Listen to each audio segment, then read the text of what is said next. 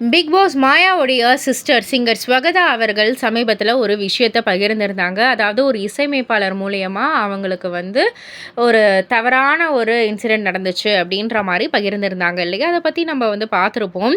So இது சம்பந்தமாக பாடகி சுசித்ரா அவர்கள் வந்து ஒரு விஷயத்தை பகிர்ந்திருக்காங்க. அவங்க என்ன சொல்லியிருக்காங்கன்னா, ஸ்வகதா ஒரு வளர்ந்து வரும் பாடகி மட்டுமே. அவர் குறிப்பிட்ட அந்த இசையமைப்பாளர் உடனான காதல் தோல்வியில் முடிந்ததால ஒட்டுமொத்த இசைத்துறையின் மீதும் அவர் பழி சுமத்துறாரு.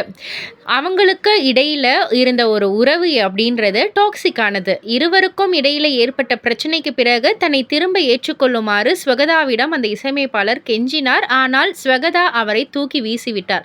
இது குறித்து ஸ்வகதாவின் தங்கை மாயா அமைதியாக இருப்பதிலிருந்தே இதில் உண்மை இல்லை என்பதை நீங்கள் புரிந்து கொள்ளணும். இது அவர்களுக்கு இடையேயான ஒரு போட்டி அப்படின்ற மாதிரி வந்து சொல்லியிருக்காங்க.